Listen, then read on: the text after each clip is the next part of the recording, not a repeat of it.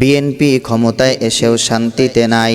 যখনই উল্টাপাল্টা কিছু করতে যায় তখনই দেয়াল হয়ে দাঁড়ায় হাসনাত আব্দুল্লাহ, তখনই দেয়াল হয়ে দাঁড়ায় নাহিদ ইসলাম, তখনই দেয়াল হয়ে দাঁড়ায় হান্নান মাসউদ, তখনই দেয়াল হয়ে দাঁড়ায় আখতারুজ্জামান।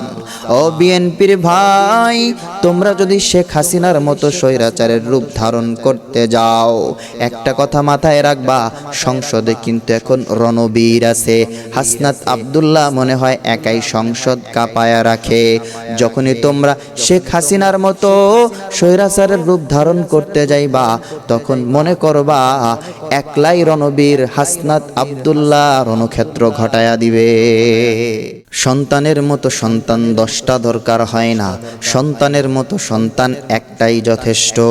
এমপির মতো এমপি 1000টা দরকার হয় না, এমপির মতো এমপি একটাই হলে যথেষ্ট, যিনি হলেন রণবীর হাসনাত আব্দুল্লাহ।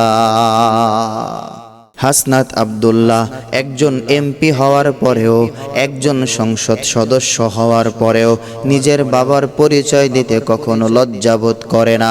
আমার বাবা একজন কাঠমিস্ত্রি, এই পরিচয় কখনো সে গোপন করে না, সর্বদা বুক ফুলিয়ে বলে আমার বাবা একজন কাঠমিস্ত্রি। এরে যুবক আল্লাহর গোলাম, হাসনাত আব্দুল্লাহর থেকে তো তোমার সম্মান বেশি হয়ে গেল না? হাসনাত আব্দুল্লাহর থেকে তো তুমি বড় দামি হয়ে যাও নাই? তুমি কোন হ্যাডামওয়ালা? হাসনাত আব্দুল্লাহ যদি নিজের বাবার পরিচয় সবার সামনে ওপেনলি বলতে পারে, তুমি কেন তোমার বাবার পরিচয় পাবলিকলি বলতে পারো না? একটু সরকারি চাকরি পাইছো বইলা তুমি বাবারে অপমান করো, বাবা কৃষিকাজ করে বইলা মানুষের সামনে তুমি বাবার পরিচয় দিতে পারো না।